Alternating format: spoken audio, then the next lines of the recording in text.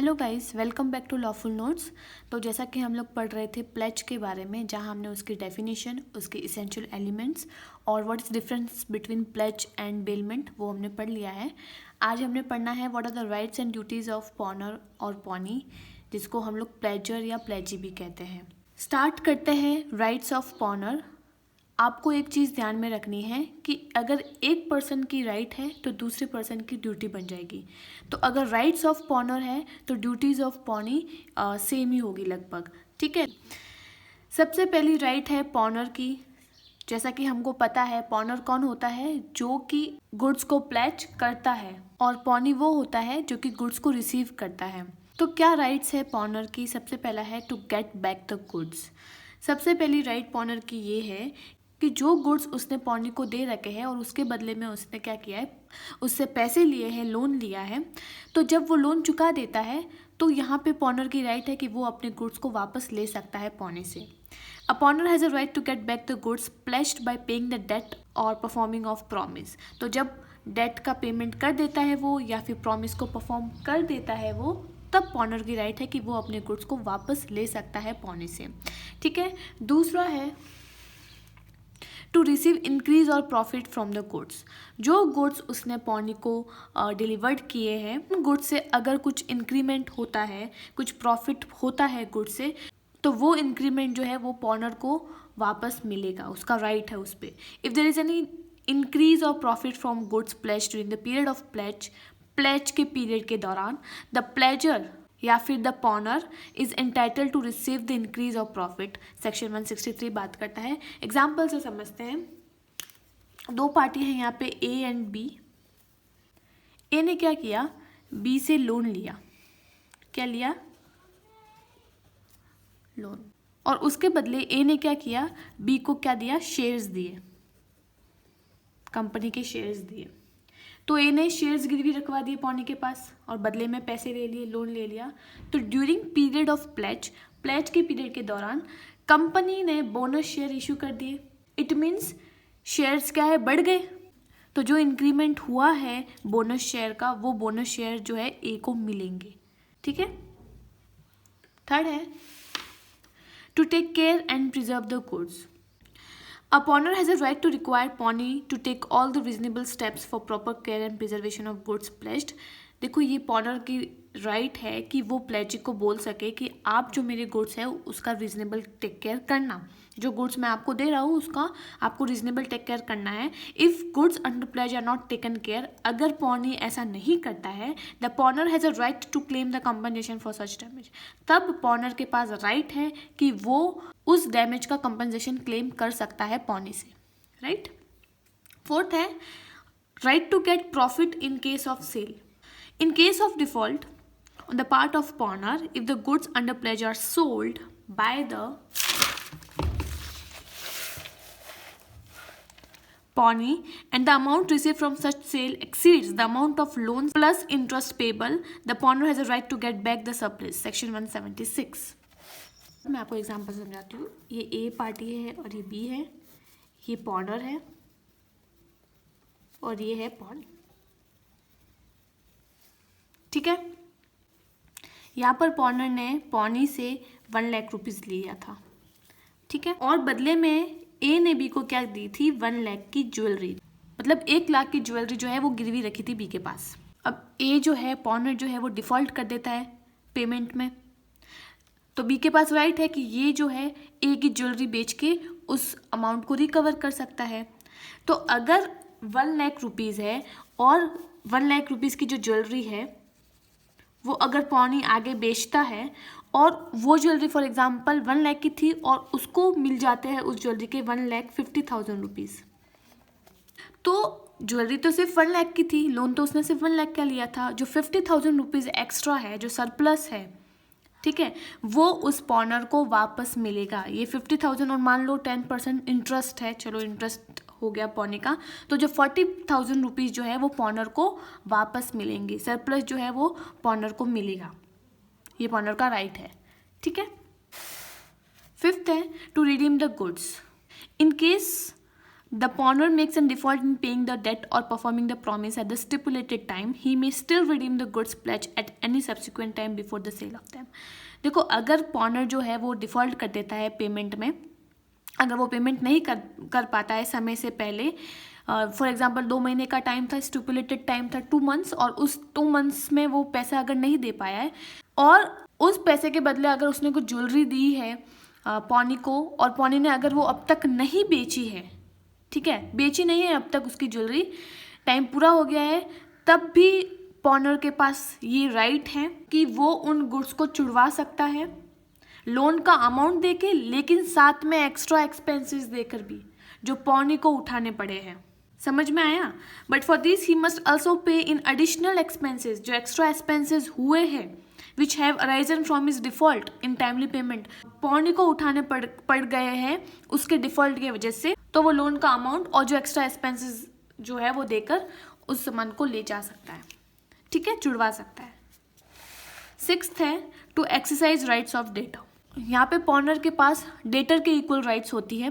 Debtor कौन होता है? जिसको पैसे चुकाने हैं, और क्रेडिटर वो होता है जिसको पैसे लेने हैं। Every debtor has certain rights against his creditor. हर डेटर का एक कुछ राइट्स होता है क्रेडिटर के against. He is entitled to all the rights which are conferred by any law of the land. तो पॉनर को भी वो सारे राइट्स मिलेंगे डेटर को, मीन्स डेटर्स जैसे जो कि लॉ ने कन्फर्ड किए हैं, ठीक है। अब what are the duties of pawner? Pawner की कुछ ड्यूटीज भी हैं, राइट्स के साथ साथ ड्यूटीज भी होगी। ड्यूटी क्या है पॉनर की या फिर प्लेजर की? टू पे the date.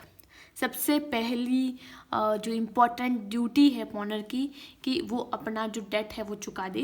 It is duty of pawnor to pay his debt, interest and any other expenses और perform the promise at time specified. जो टाइम बताया गया है उस टाइम के अंदर उसको अपना डेट चुकाना है, या फिर किसी भी प्रकार का इंटरेस्ट है या फिर अदर एक्सपेंसेस है या फिर कुछ प्रॉमिस परफॉर्म करना है, तो वो सब उसको टाइम के अंदर अंदर करना है, ठीक है। लोन को उतारना है। दूसरा है to disclose the defects in the goods pledged. जो गुड्स वो प्लेज कर रहा है पौनी को, उन गुड्स के बारे में, उन गुड्स में अगर कोई डिफेक्ट है किसी प्रकार का तो उसके बारे में उसको बताना है, ठीक है। The pawnor is obliged to disclose the defects if any are in his knowledge that may cause inconvenience or harm to the pawnee in goods at the time of making the pledge। Section 150 section मैंने सबके लिखे हैं तो आप देख लेना। तो पॉनर is bound कि वो गुड्स जो प्लेज कर रहा है पौनी को और उसके नॉलेज में है कि हाँ ये डिफेक्ट है इस पर्टिकुलर गुड में, तो उसको वो बताना है, क्योंकि उससे पौनी को जो है इनकन्वीनियंस या हार्म हो सकता है। फॉर एग्जांपल अगर आपने हॉर्स को पौनी को दिया है और वो हॉर्स पागल है, ठीक है, उसके बारे में अगर आप पौनी को नहीं बताते हो और वो हॉर्स हार्म कर सकता है पौनी को, तो उस केस में फिर जो पॉनर है वो डिफ़ॉल्ट में आ जाएगा, ठीक है। तो उसका ये ड्यूटी है कि वो बताए कि इस हॉर्स में क्या क्या डिफेक्ट्स है जिससे कि पौनी को हार्म ना हो। थर्ड है टू पे extra ordinary expenses. If the pawnee incurred any reasonable expenses on the maintenance of the goods pledged, the pawnee is under duty to pay such expenses to the pawnee। देखो अभी horse वाला example ही ले लेते हैं। For example अगर पौनी ने वो horse रख लिया है और उसके वजह से, उस हॉर्स के वजह से उसको यानी कि पौनी को कुछ एक्सपेंसेस उठाने पड़ रहे हैं, फॉर एग्जाम्पल उसकी अगर कुछ डिजीज़ है और उस डिजीज़ का अगर वो खर्चा उठा रहा है, तो वो जो एक्स्ट्रा ऑर्डिनरी एक्सपेंसेस है वो पॉनर को क्या है, उसका पैसा देना पड़ेगा पौनी को, ठीक है। पौनी पॉनर से वो खर्चा ले सकता है, एक्स्ट्रा ऑर्डिनरी एक्सपेंसेस ले सकता है। तो यहाँ पे ड्यूटी है पॉनर की कि वो उस एक्स्ट्रा ऑर्डिनरी एक्सपेंसेस का खर्चा पे करे, ठीक है। Duty after sale. In case of default in the payment of loan by pawner, if the goods under the pledge are sold and the sold proceeds are less than the amount of loan plus interest payable, the pawner is bound by law to pay such differences balance of debt। देखो इसमें क्या बोला है कि अगर pawner default कर देता है पेमेंट में, ठीक है, पौनी पैसा मांग रहा है लोन का और पॉनर नहीं दे पाता है, डिफॉल्ट कर देता है, तो जो गुड्स है वो गुड्स जो कि गिरवी रखे गए थे वो पौनी की राइट है कि वो सेल कर सकता है उसको। अगर वो पौनी सेल करता है आगे और जितने का लोन लिया था उससे, फॉर एग्जाम्पल 1 लाख का लोन लिया था और पौनी ने जब वो गुड्स बेचे तो उससे उसको सिर्फ 80,000 रुपीज़ मिले, तो ऊपर के जो 20,000 रुपीज़ है वो जो है पॉनर को देने पड़ेंगे पौनी को। अगर सेल प्रोसीड हो रहा है वो लेस अमाउंट में हो रहा है, ठीक है, अमाउंट कम हो गई है, कम पड़ रही है, तो वो डिफरेंसेस जो है वो पॉनर को पूरा करना पड़ेगा। नेक्स्ट अब है राइट्स ऑफ पॉनी या फिर प्लेजी। सबसे पॉनी कौन होता है? जो कि गुड्स रिसीव्ड करता है, यानी कि वो व्यक्ति जो कि लोन देता है किसी और को। सबसे पहला है टू रिटेन द गुड्स, उसके पास ये राइट है कि वो गुड्स को रिटेन कर सकता है, ठीक है, यूज नहीं कर सकता, रिटेन कर सकता है। वो बेच कब सकता है? जब पॉनर डिफॉल्ट कर दे। The pawnee has a lien on the goods pledged with him till the amount of loan and interest payable is paid to him by the pawnor. जब तक पॉनर लोन का पैसा नहीं चुका देता तब तक उसके पास गुड्स को अपने पास रिटेन करने का राइट है। दूसरा है to retain goods for subsequent advances. In the absence of anything to the contrary, it is presumed that a pawnee has a right to retain the goods for subsequent advances made by pawnee. Section 174. देखो, pony ने जिसके regarding पैसे दिए हैं उसी के regarding goods को अपने पास रख सकता है, पॉनर के किसी और गुड्स को नहीं रख सकता अगर ऐसा कॉन्ट्रैक्ट नहीं किया है तो। यहाँ पे लिखा in the absence of anything to the contrary, अगर ऐसा कॉन्ट्रैक्ट नहीं किया है पहले तो वो सब्सिक्वेंट यानी कि फ्यूचर एडवांस के रिगार्डिंग उन गुड्स को प्लेज कर सकता है, ठीक है। तो जैसे इसका एग्जांपल देखें, ए ने बी से 1000 रुपीज़ लिए, ठीक है, और बी के पास कुछ सिक्योरिटी है उसके बदले ए ने जो कुछ भी चीज़ दी है मीन्स लोन के बदले में। अब ए ने जो है बी को क्या बोला कि मैं तुमसे आगे और पैसे ले सकता हूँ, ठीक है, इसलिए ये सिक्योरिटी आप अपने पास ही रखो। पहले वाला लोन का तो पूरा कर दिया उसने, अब वो बोल रहा है कि मैं आपसे और आगे पैसे ले सकता हूँ, इसलिए ये सिक्योरिटी आप अपने पास ही रखो। तो ये इसका एग्जांपल हो गया। थर्ड है to receive extraordinary expenses. A pawnee is entitled to receive from pawner extraordinary expenses incurred by him for the preservation of the goods pledge. Section 175। देखो अभी हमने पढ़ा वो हॉर्स वाला एग्जाम्पल, तो यहाँ पे पॉनी की राइट है कि जो एक्स्ट्रा ऑर्डिनरी एक्सपेंसेस वो इनकर्ड कर रहा है गुड्स के प्रिजर्वेशन के लिए, ठीक है, यहाँ पे पॉनी पॉनर से पैसे ले सकता है। Section 175. Third है to sue against pawnee. If the pawnee makes a default in the payment of debt or performance of promise, the pawnee may bring a suit against the pawnee and retain the goods as a collateral security. Section 176 para 1. देखो यहाँ पे pony के पास right है कि वो पॉनर के against suit file कर सकता है कोर्ट में, ये बोलकर कि इसने कॉन्ट्रैक्ट जो है तोड़ दिया है, प्रॉमिस तोड़ दिया है, और वो उन गुड्स को एज अ सिक्योरिटी अपने पास रखेगा जब तक कि जो पॉनर है वो पैसा नहीं दे देता। तब तक वो बोलेगा कि तब तक मैं ये गुड्स उसको नहीं लौटाऊंगा, अपने पास ही रखूंगा, अपने पोजीशन में ही रखूंगा। फिफ्थ है to sell the goods. Yes, अगर पॉनर डिफॉल्ट कर देता है पेमेंट में और या फिर टाइम पीरियड जितने का दिया था उस टाइम पीरियड में अगर वो नहीं दे पाता है तो यहाँ पे पॉनी के पास राइट है कि वो गुड्स को बेच सकता है आगे। If the pawnee does not want to sue the pawner, अगर पॉनी सू करना नहीं चाहता है पॉनर को तो वो गुड्स बेच सकता है, ठीक है। He may sell the goods pledged on default by the pawnor, however the pawnee is bound to give the reasonable notice of the sales to the pawnor before selling the goods. इससे पहले जो pony है उसको एक notice देना पड़ेगा pawner को बेचने से पहले कि भाई मैं तुम्हारा ये सामान बेचने जा रहा हूँ, ठीक है, ये भी पैरा 1 में ही आता है। सेकंड है टू रिकवर बैलेंस।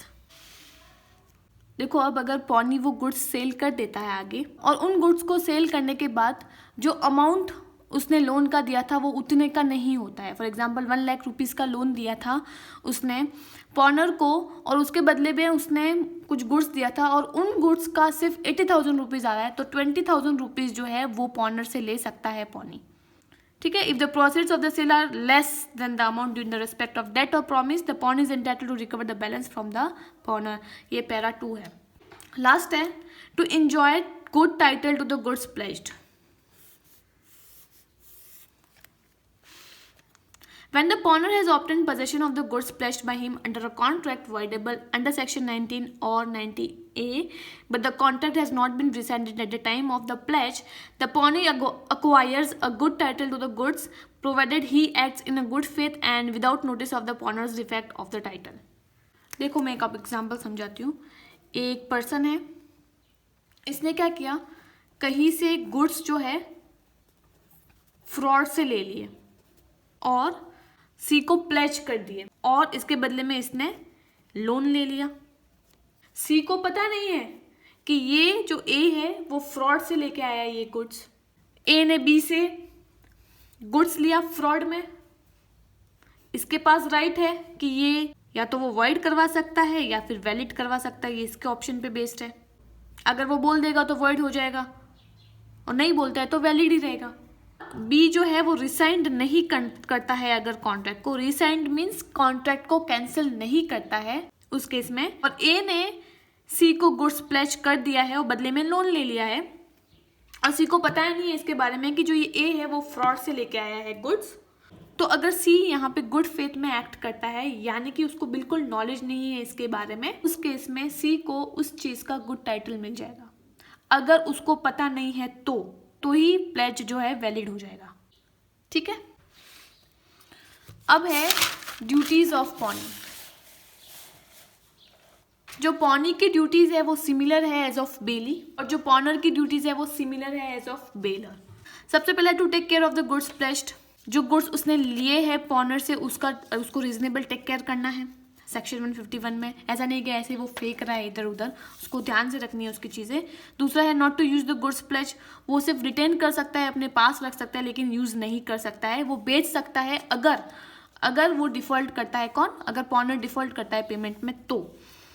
थर्ड है not to mix the good with his own goods, अपने गुड्स के साथ पॉनर के गुड्स को नहीं मिक्स करेगा सेक्शन 156 157। फोर्थ है टू रिटर्न द गुड्स को रिटर्न करेगा जब पॉनर जो है वो पेमेंट कर देगा या फिर अपना परफॉर्मेंस ऑफ प्रॉमिस पूरा कर देगा, अपना लोन चुका देगा, तब जो है पॉनी को गुड्स को रिटर्न करने पड़ेंगे। And last is to return increase और profit. It is duty of pawnee to return increase और profit from the goods pledge. वही सेम चीज, अगर इंक्रीमेंट या प्रॉफिट होता है, जैसे हमने वो बोनस शेयर वाला एग्जांपल देखा था, या दूसरा एग्जांपल देती हूँ मैं आपको। फॉर एग्जांपल आपने अगर एक काऊ को प्लेज किया है और थोड़े दिन बाद उस काऊ से एक बछड़े को जन्म देता है, वो बछड़ा भी आपको वापस करना पड़ेगा पॉनर को। Sixth, to give notice before sale of the goods को बेचने से पहले उसको नोटिस देना पड़ेगा पॉनर को कि भाई मैं आपका सामान बेचने जा रहा हूँ। To pay surplus of the proceeds of the sales of goods pledged, अगर उसको सरप्लस होता है गुड्स में, जैसे हम लोग ने वो 1 लाख वाला एग्जांपल देखा था, तो अगर गुड्स 1 लाख का है और उसको 1,50,000 रुपीज मिल रहे हैं अगर आगे बेचने से, तो वो 50,000 रुपीज उसको वापस पे करने पड़ेंगे पॉनर को। ठीक है, नेक्स्ट वाली क्लास में हम लोग पढ़ेंगे pledge by non owners. Contract of pledge जो है, प्लेज में जो ओनर्स होता है वही अपनी चीज को प्लेज कर सकता है। ठीक है, दूसरा कोई नहीं कर सकता, नॉन ओनर नहीं कर सकता गुड्स को प्लेज, लेकिन उसका कुछ एक्सेप्शंस हैं, यानी कि दूसरे इंसान भी गुड्स को प्लेज कर सकता है जो कि नॉन ओनर्स है, जो कि उन गुड्स का ओनर्स नहीं है, और वो वाले प्लेज भी वैलिड होंगे। तो वो सब चीज़ और उसके एक्सेप्शंस हम लोग नेक्स्ट क्लासेस में पढ़ेंगे, जो कि कल आने वाली है आपकी क्लासेस, उसमें हम लोग ये वाला टॉपिक कंप्लीट कर देंगे। अगर आपको मेरा लेक्चर अच्छा लगा हो then please to like, subscribe and share my channel. Thank you.